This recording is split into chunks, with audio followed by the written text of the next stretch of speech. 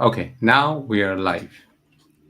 Okay, welcome to Human Skills Project. As we say here, that this journey is simple, we complicate it. We discuss tools that can help us uncomplicate journey. Ted Meridian is a professional speaker and author, and we are talking about Ted's model that Ted developed as Human Skills Project. So we discussed in the last episode some of the core principles, some of the core tenets of Human Skills Project. Now we will continue from then on. Ted, take it away. Hey, Feroz, good to see you again, as usual. First we talked last time about tenet 1, 2, and 3, how you celebrate everybody, celebrate yourself and others as individuals, and that's part of what all relationships are about. The other number 2 is do your best not to harm the planet knowingly or anybody on it. And the third one was about communication and how we talk respectfully, directly, and honestly in order to bring a clear understanding of all our interactions. So I want to continue on with tenet number 4, 5, and 6. Um, and then I thought what we would do after, I was going to add in feel, felt, found now, but let's do that after number 6 because that's almost a standalone. It's how you validate the other person's right to feel whatever they feel. So it's more about a conversation. So tenet number 4. So let me back up. So first, I celebrate your right to be you, even if you're a jerk, even if you're a 2%er. I celebrate that right. That's your journey. Number 2, I do my best not to harm. So even though I may dislike you, not like who you are, what you are, I can't knowingly harm you. So I've got to figure a way to speak to you and neutralize how your actions are affecting me, which takes to tenet number 3 on how we speak to each other. Now, let's say you want something from me. And here's where it gets complicated because we get our emotion in. I talked about the Migo. We get our emotion and we get our Migo. Well, I don't like you. Why should I give you that? Let's just use an easy example. You want to borrow a pen.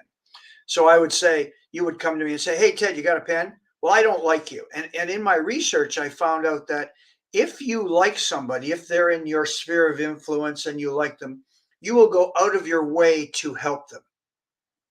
But if it's someone you don't like or someone you think did you dirt yesterday, you might say, yeah, I'm not going to do that. Why should I do that? You didn't do that for me. You know what I mean? That sort of thing. So tenet number 4 says each person involved in a relationship should always look for a balance and equilibrium to create cooperative action, the cooperative action model, create cooperative action without losing sense of self.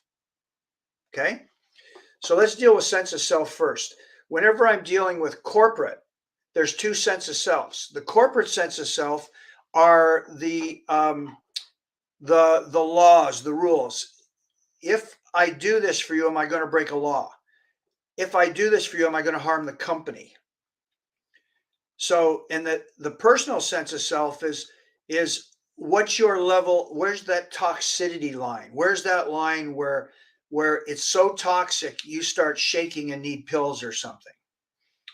So if we break tenet 4 down into a very simple thing, if I can, I will. If I can, I will. So whether I like you or dislike you, whether you've done me dirt yesterday or not, I come from a place of if I can, I will. But I will never lose my sense of self. The difficult thing we have as humans is we try to define the other person's sense of self. We do that all the time.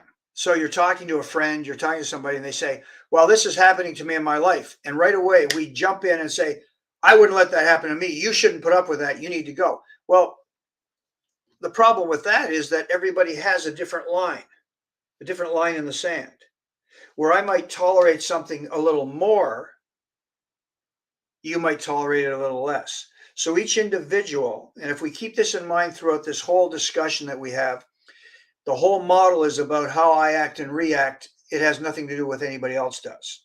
So it's about the individual and how they act and react.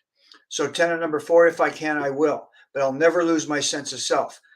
We can phrase it in other words, my dignity, my self-esteem, my self-worth. And if you have any other words to throw in, but it's that sense of pride that I have in me. So, for example, I don't like bad drunks. But if somebody's at a party and they're getting a little overzealous and overdrunk, I'm fine with that. But if they're starting to be in my face, that's my sense of self. I'm going to leave the party. And so, if we get back to the pen as well, I may give you that pen or let you loan you that pen the first time. But let's say you didn't give me the pen back or you broke it. When you come to me the second time, I may say, you know what? I'd love to help you out, but you haven't given me back the pen I lent you last week. So again, still being in control without being controlling, as we talked about in previous. But the idea with tenant number 4 is it's just a simple matter of no matter what, I'm going to try to get this equilibrium, creating a cooperative action, but I will never lose my sense of self. Um, so that one is one that again might be worth a little debate because what does that really mean? I guess is this the hill I want to die on? Would be one of the. So yeah, you want this? I don't want to really give it to you. You're a real jerk, but you know what? Here. You don't do it that way. It's in the back of your mind when you're doing that, but here, right? And so there's points where I just say, no, I'm sorry, I won't do that.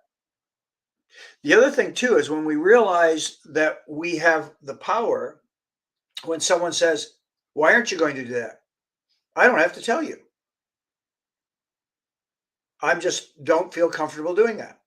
So we don't have to get in this long debate about trying to justify why we aren't going to do what it is the other person wants us to do. Always keep in mind, if that's part of the 98% and they're a good friend of yours, they'll say, oh, okay, I understand, Ted. If you don't want to do it, that's okay. The 2% will get mad at you, start yelling and screaming.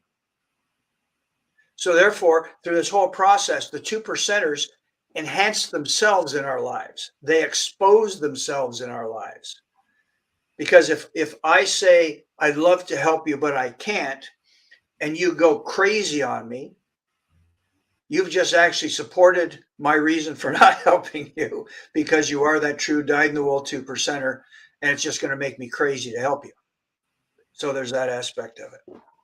Now, in terms of sense of self, as we do pretty much in all the episodes, is that I try to see how the other works, other people who have written about different ways of dealing with life's difficulties, what were some of their interpretations? Now, in terms of sense of self, in the Buddhist concept, purely in Buddhist concept, is the sense of self. If it is not properly understood, it causes a lot of suffering.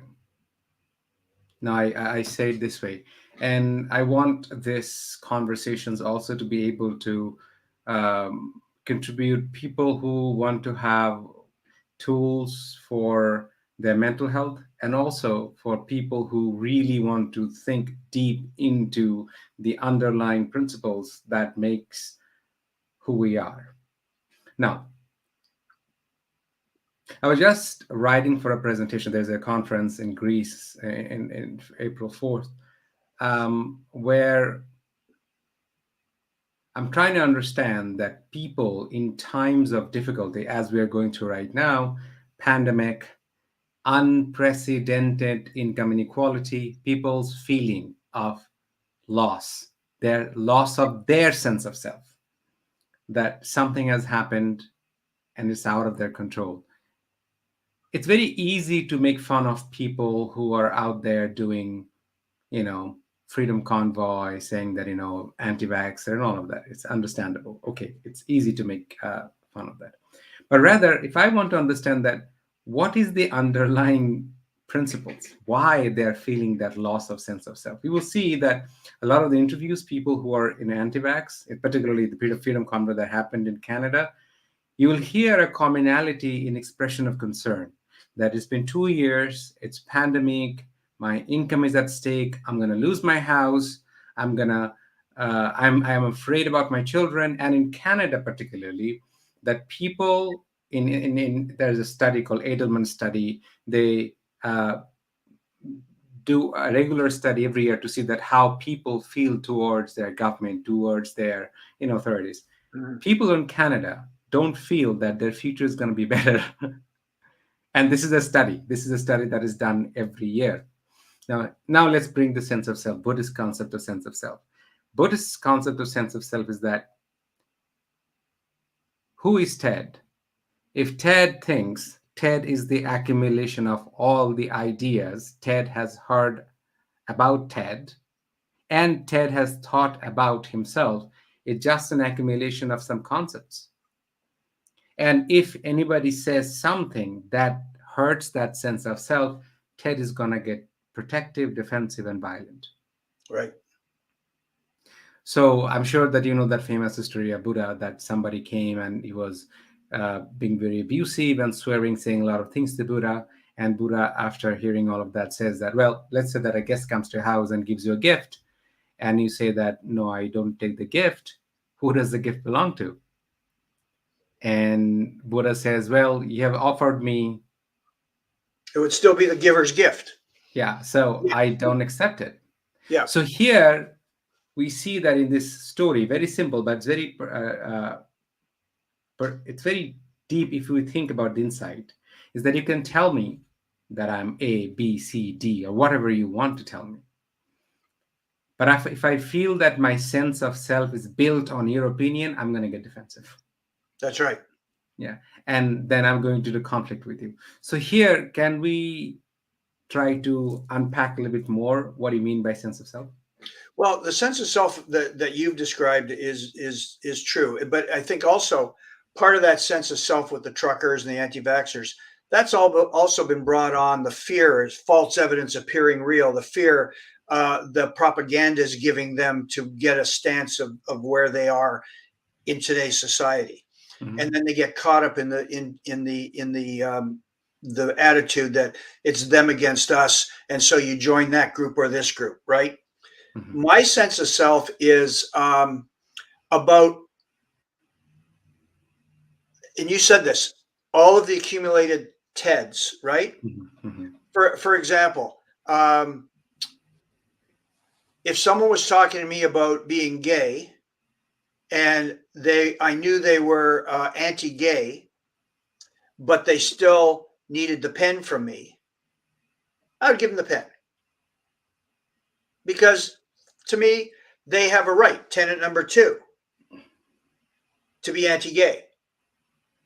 The problem is they don't have a right to stop me from being gay. So if they said to me, and this has happened to me, geez, Ted, there's a party tonight, would you like to come to the party? And I would say, yeah, I'll bring my partner. Oh, no, Ted, no. This was only for you. We can't subject the people in the party to the homosexual lifestyle.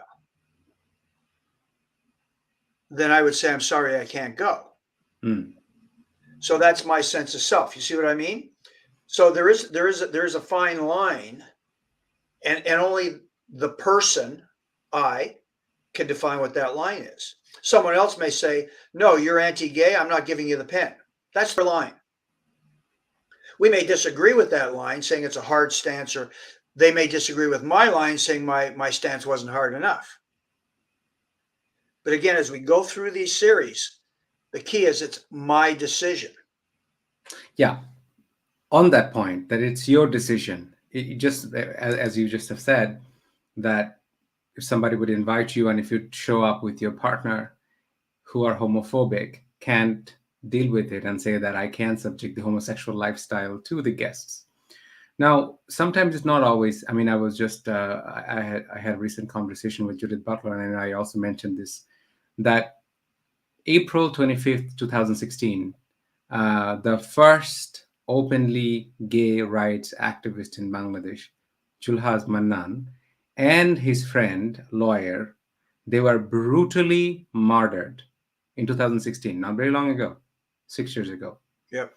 Now, to this day, to be able to express your concern, being a member of the lesbian, gay, bisexual, queer community, LGBTQI,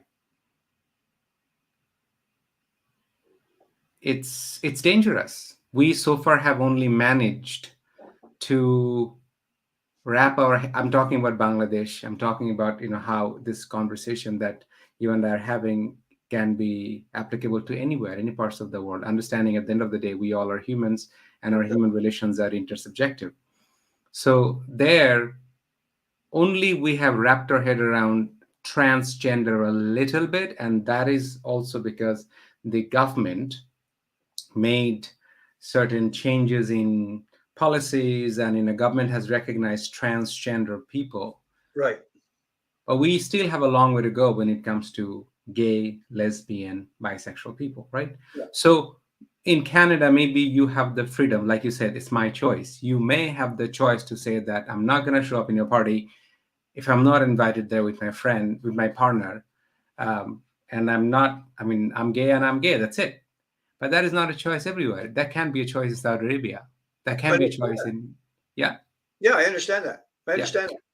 Yeah. So from there, how can we keep our sense of self in a societal structure that does not let me be who I am, that can even endanger my existence?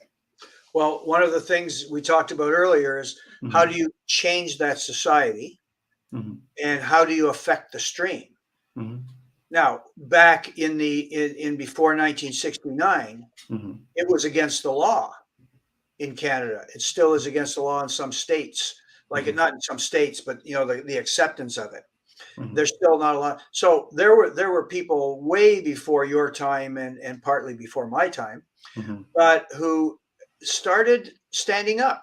There's the Stonewall riots in 1969. They started standing up and they said, no, enough is enough. Now, are people still, were they getting killed and were they getting beaten up? Of course. So the choices I would have if I was in one of those countries and using the model to the point where I am, would I stand up stupidly and get myself killed and therefore I'm gone and so is the chance of me to affect the stream? Probably not. There could be a point where I'm saying, no, I've had enough of this. I'm standing up whether I get killed or not. But again, that's an individual choice. And so I know that when I first came out, I was one of the first ones around Niagara, St. Catharines, into being in the paper, to being out, to being open. And I've got hate mail. I've got boxes of hate mail because of it. But I still kept standing up. But the key is I use the model a lot. I don't go up into someone's face. You have to accept me. You better, right? And maybe this would be the time to bring Feel, Felt, Found in. Right. Because of the way the conversation's going. So let me preface that, and then we'll use these as an example of what we just talked about sense of self. Back when I was really young, 19, I was selling vacuum cleaners door to door. And there was an overcoming objections that all salespeople in the 60s were taught. And it still is prevalent today in some sales training. It's called Feel, Felt, Found. So when someone has an objection, the first thing you do is say, I understand how you feel. I was selling vacuum cleaners door to door. So I was in a person's apartment. She was on welfare. She didn't have a carpet, and I had $1,000 vacuum cleaner. So she said, this is a lot of money for a vacuum cleaner. And I say, I understand how you feel, ma'am. $1,000 is a lot of money for a vacuum cleaner. And you're not the only one that's ever felt that $1,000 is a lot of money for a vacuum cleaner. But you know what I found? I found if you don't spend $1,000 on a vacuum cleaner, you just aren't going to get the suction. And it's all just to get a sale. So when I was developing the model, this came back into my little pea brain. And I thought, okay, what are some of the issues that create conflict?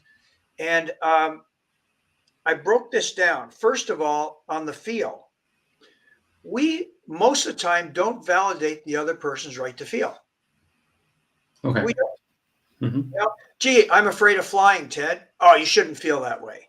Right? Oh, I don't like LGBTQ. Oh, you shouldn't feel that way. See what I mean? So when you're trying to affect the stream, try to educate people and also trying to find a balance for yourself to live, first, you got to validate everybody's right to feel whatever it is they're going to feel.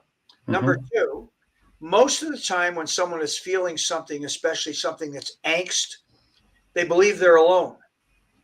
And I can guarantee you that pretty well everybody's fear, thought, phobia, somebody else has had it. We're not alone on this island, as we said right at the beginning. We're all Mhm. interconnected. So a feeling of fear, a feeling of trepidation, a feeling whatever that is, someone else has had that. So the first part is I understand how you feel. The second part is you're not the only one who's felt that way. The third part, we tend as humans to fix it. Well, you shouldn't feel that way. Here's a fix. And a lot of times a person doesn't want the fix, they're not ready for the fix. So I understand how you feel. Others have felt that way in the past. Here's what I found. Now you share information. Okay. We're not fighting, we're not arguing, we're sharing information. Educate rather than segregate, with the idea of hopefully neutralizing their effect on me because I'm controlling the stream. Mhm. So when you talk about yelling and screaming, and that happens, again with religion, anti-gay, anti-politics, and all that stuff. So let me use an example of a neutral example so that we can bring this in. So you're stuck on the highway. It's the middle of winter. You call the CAA or the AAA or whatever it is to get your car flat tire fixed. You've got your children in the car. They say it's going to be an hour. There's a blizzard. An hour and 20 minutes later, the truck shows up. Now, since the hour you've been on your phone, and you're getting angrier and angrier and angrier, right? So the truck shows up, the driver jumps out, you start yelling, screaming, and swearing at the driver. Now, in most cultures, the driver would say, I don't have to take that from you. That's abuse. I'm going to go back into my truck and I'm not going to serve you. I'm going to call my supervisor. The problem with that is that that person has to be served. There's a contract there. So when we use the feel, felt, found, I jump out of the truck as the driver. I start getting yelled at and screamed at. So I say, I understand how you feel. I'm 20 minutes late. And I've been 20 minutes late all day because of this storm. You know what? You're not the only one that's felt that way. I've been yelled at in more languages than I can understand, and they've even questioned my parentage. But you know what I found? I found that I can get really angry with you. I can probably go into my truck, call my supervisor, refuse to serve you, or I can simply fix your tire. What would you like me to do? Isn't that brilliant? No, I want to yell at you some more. No, they're going to be, oh, I'm sorry, I didn't mean it. I'm upset. I know you're upset. Let me just fix your tire and get you on the road. Now, the 2%er would say, yes, fix my tire, you jerk, and I'm going to call your supervisor. Look, I'll give you the number of my supervisor. I'd be happy to do that. Let me just fix your tire and get on the road. I'm in control of the situation, 100%. So if we bring it to LGB, for example, you're homophobic, you're gay, you're against the law, you're a pervert, you're this and that. I understand how you feel. You're not the only one who's felt that way. A lot of people don't understand and are anti-gay. But here's what I found. I can yell and scream at you. I can give you half the peace sign. We can get into a big fight. Or if you're interested, I could let you let you know a little bit more about who I am, because I'd like to find out who you are, because I'd like to understand why you believe what you believe. Now we're in a discussion. I had an imam who came to Canada from Egypt. And when he first came to Canada from Egypt, he did a talk for his youth at the mosque, and he was in Edmonton. And it was taped, and he talked about homosexuality being a cancer. If someone's homosexual, get away from him. Get away from him. It's no good. It's cancer, right? It's the worst thing that could happen. He moved to our area, and when some of the mosques were being vandalized in the past, he was in the paper. Come on, we're really nice people. Islam's not like that. We're blah, blah, blah. So someone from the local paper got a hold of that article. They called me up and they said, I want you to listen to this videotape and then tell me what you think. So, because they wanted to comment for the paper, because they were going to interview. I said, well, first of all, I saw it. It was It was horrible. And I said, first of all, I'm not going to make a comment until you talk to him and find out if he still believes. This is about 8 years later, right? And he said, no, those were unfortunate. That was unfortunate. I ended up meeting the man at the mosque. I had him on one of my TV shows, and he ended up inviting me to a Muslim wedding where I sat at his table with his 4 kids and his wife. That's cooperative action. That's the law of cooperative action. He still believes that the Quran says homosexuality is wrong. I haven't found that in the Quran. But anyway, he says, it could be there, I don't know, but he says it's wrong. But we're good friends. Quran condemns homosexuality. Yeah, but I don't care. Because what I'm hoping is that maybe if one of his children ends up questioning when they're 12 or 13, it might go better for them because he knows me. Right. So that's the sense of self. Now, if he started hammering on me every time I went to see him, I would break the relationship off. See what I mean? So that's the feel, felt, found. If someone's in your face about something, the very first thing you do is validate their right to feel. Now, if it's a 2%er in your group who is constantly negative, constantly, oh, Ted, whatever, then here's how I switch that around. I would say, wow, that must feel awful.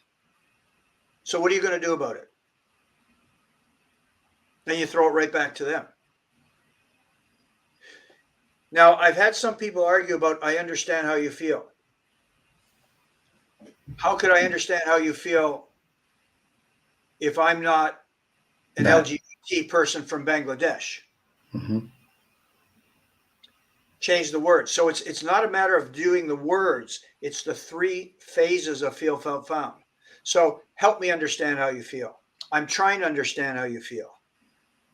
You can just really, so the first one is validate the right to feel. And you use your own words. Second, let them know they're not alone. Use your own words. Third, share some information, some knowledge. The 98%, you will now have a conversation going and possibly a new friend. The 2% won't care. You have that little short window, and then, sorry for your luck, we're not going to be friends. Okay. And so in order to bring this into, say, easier summary so that anybody can remember the model, how would you summarize it? Well, again, number 1, I celebrate your right to be you. Number 2, I do my best not to harm. Number 3, anytime I speak, I do it respectfully, directly, and honestly, telling you what I need or how I feel, never what you're doing wrong. And number 4, if I can, I will. I will come from a place of if I can, I will. That's the first 4. And then we can go to 5 and 6 if we have time today, or we can move on. But number 5 is very simple. We don't have to spend a lot of time. Every relationship is based on mutual trust and respect, not power and ownership. So even if we get back to number 4, which I talked about, I have no power and ownership over what you believe as a human being. Because I have to base my relationship with you on mutual trust and respect. And until you show me that you're not part of the 98, that you're a 2%er, then only then will I decide where the relationship will go. Okay. So that's very simple. So that one, I don't think we have to talk a lot about that. It's everything's about mutual trust and respect. That's how you get. Well, I taught counseling at-risk youth for a while at Niagara College, and I saw, and I can't find the references. You're the reference guy. I'm not. Things just come into my head. But I remember reading something about how do you stop a youth from joining a gang or being delinquent or going to jail or taking drugs. There's one element between parent-child that stops that. Do you know what that is, or any idea what that is? When I've asked people this, some say religion, not enough religion, too much, a good hand, slap them once in a while, whatever. But the key is it's a sense of trust between the parent and the child. And that has to go both ways. So from the parents, the child standpoint, they have to believe that no matter what they do, they can trust that they can go to their parent and they will be dealt with fairly. Okay. From the parent standpoint, I got to trust that when my kid's out there on the street, that I've done the job the best I can, that they're going to make the right decisions. But if they don't, then we're going to have a talk. That's where parents have to be very, very careful. When you're watching TV or doing something and you're training, if I ever catch you doing that, well, now you've put a wall up between you and the child. Right? You got to be very careful what you say. Because now the child, if they try it, whatever it is, as an experiment, they're never going to tell you. And they could get into really deep trouble. So parents listening, sense of trust between the child and yourself. Very important. That's what tenet number 4 is about. Yep. Are the 2%ers going to take advantage of you from time to time, whether it's a business relationship, a love relationship, or friendship? Yes. Always remember the 2% will be there for the rest of your life. But don't stop trusting because one person screwed you around. Right. Right? Mm-hmm. And you deal with that one person from if I can, I will, and back to tenet number 4, whether or not you want a relationship with them or whether you're going to give them a pen or not. Okay. Everything's about individual. Mm-hmm. So, okay. Have we got time for tenet number 6? So that we will take it in the next episode and also go with further explanation. Yeah. So that is the end of this episode. I just want to make sure that it's time maintained for Spotify. We will meet you in the next episode. Until then, take care. Bye bye.